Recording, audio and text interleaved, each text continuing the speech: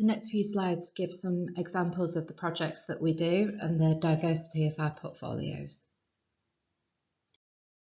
This slide represents our NHS England portfolio for 22-23 and gives a real indication of the diversity of the areas of work that we do. So we have lots of projects in the area of cardiovascular disease prevention, projects in the area of respiratory disease, projects for mental health, and an interesting project looking at lower limb wound care. We also have a collection of innovations that we ensure equitable access for patients to be able to access these new types of medical devices and technologies. Within our Patient Safety Collaborative, our focus for 22-23 has been around system safety, maternity and neonatal care, deterioration and community care, mental health, learning disability and autism, and thinking also about medicine safety across the sectors. And this slide represents our local projects. And as you can see, there's consistency in the areas of focus within our national commissions and our local commissions. We also have some additional areas of focus where we've thought about supporting the system in terms of remote monitoring of virtual wards, and also thinking about the elective care backlog and operational efficiency in acute services. In our next few slides, we're going to hear from some of the project team members talking about projects that they've been working on this year. The first we're going to start with is our collection of projects thinking about improving cancer diagnosis in the east of England. Oncimmune's early cancer detection is a simple blood test that detects the elevated presence of autoantibodies generated by the body's immune system as a natural defence against cancer cells. Eastern AHSN commissioned the University of Southampton to conduct an independent evaluation of a feasibility study conducted in Norfolk and Waveney CCG using the Oncimmune early cancer detection lung test to screen patients at high risk of developing lung cancer across 5 GP practices in Great Yarmouth.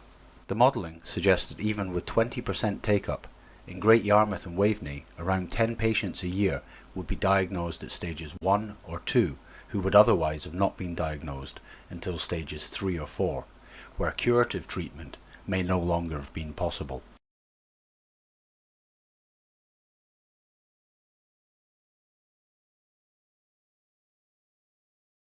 With Suffolk and North East Essex Integrated Care Board to develop and test a remote atrial fibrillation detection pathway using a digital first approach. Phase 1 testing at West Suffolk Foundation Trust is now complete, where over 10,500 at higher risk of AF patients were invited to participate. Over 1,500 people downloaded the FibriCheck application, while 36 patients received the wearable ZOXT ECG. So far, 10 people have had atrial fibrillation confirmed and treated. An evaluation report is being developed by the University of Essex. The Familial Hypercholesterolemia Child-Parent Screening Pilot offers children an opportunity for testing of the genetic condition during their 1 to 2 year old routine immunisation appointments at their GP surgery. If they are found to carry an FH gene, parents and siblings are also offered the testing. We are working closely with 7 GP practices across Cambridge and Peterborough, Hertfordshire and West Essex, Norfolk and Waveney and Suffolk and North East Essex. The aim is to increase early detection of FH by implementing the screening across a small number of practices to then test the feasibility of whether this may be rolled out as a national screening programme. Hello, my name is Catherine Cummerton and I am the Project Manager for the National Blood Pressure Optimisation Programme in the East of England. This programme aims to support the optimisation of the treatment of high blood pressure in people with a diagnosis of hypertension. Eastern AHSN is helping to support the implementation of the hypertension proactive care frameworks, which include risk stratification tools, workforce education and training, as well as digital resources. We have identified the lowest performing GP practices in hypertension management and focused on areas of high deprivation, The programme is being well received in primary care in the region, and we are successfully achieving our metrics in terms of supporting adoption of the programme.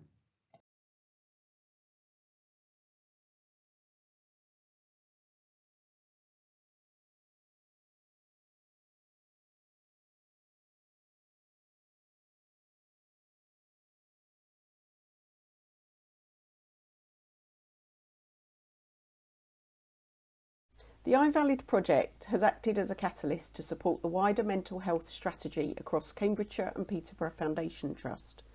At the start of the project, we organised a showcase event, and a number of companies that attended that event are now in ongoing discussions with the psychiatry leads across CPFT.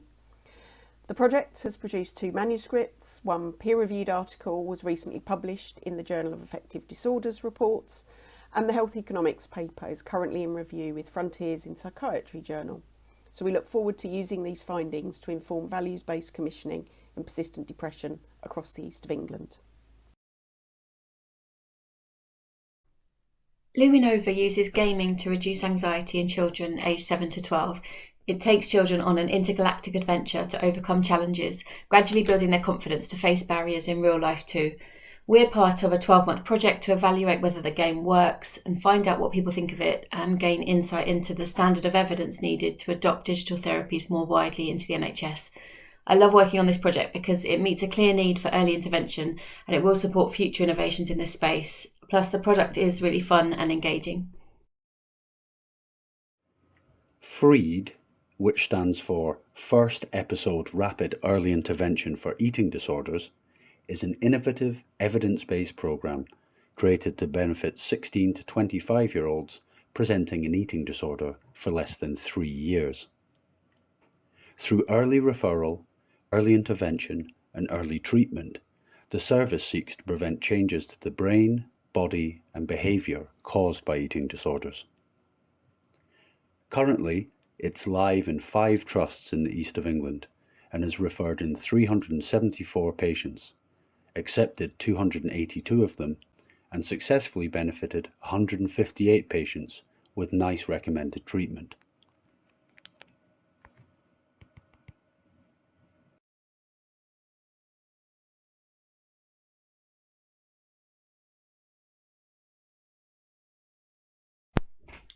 Eastern Academic Health Science Network and local and regional partners are working together through the NHSE Innovation for Healthcare Inequalities programme, INHIP, to deliver 4 ICS-led projects to improve access to innovation within core 20+5 populations. The INHIP programme has been successful in securing £400,000 across the 4 systems and aims to use innovation to improve access, experience and outcomes for people living with healthcare inequalities. 3 ICS will focus on cardiovascular disease detection and management, while 1 ICS is focusing on increasing early colorectal cancer diagnosis. These projects will run until March 2024. Eastern AHSN have been working with Meridian Primary Care Network in Cambridge and Peterborough and Anglia Ruskin University to help evaluate the worthwhile waiting pathway. The pathway aimed to transform the post-referral pre-appointment period from one in which patients are passively waiting to one where they are actively preparing for specialist knee or hip intervention. Patients are referred to a health and wellbeing coach automatically following a referral to identify a bespoke package of support from organisations across arts and culture, physical activity, financial advice and practical support. The evaluation investigates the first 9 months of the programme using both quantitative and qualitative evaluation methods. Staff and patients involved in the Worthwhile Waiting programme were interviewed and about their experiences and perceptions. Worthwhile Waiting continues to evolve and is now open to all MSK conditions. The evaluation report is now available on the Eastern AHSN website. Designed by Dr. Jim Gray, based on his own clinical experience, -C is a digital tool supporting the clinical queue management process with the aim of replacing current paper-based systems, supporting patients on their journey along their outpatient pathways, providing clinicians and managers with data on patient-centered workflow and helping to identify bottlenecks and areas where resource allocation can be improved to the benefit of both patients, clinicians, and hospitals. The EHSN has supported the real-world validation of the pilot project currently taking place at Luton and Dunstable University Hospital on the TO outpatient pathway, with the study undertaken by Cranfield University.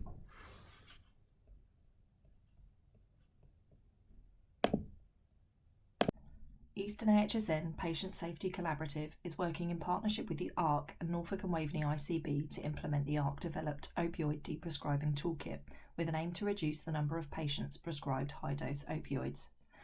Working with Norfolk and Waveney ICB, we have developed a local pathway and guidelines, an online package of resources for clinicians and patients, and have hosted multiple stakeholder engagement events to support these activities.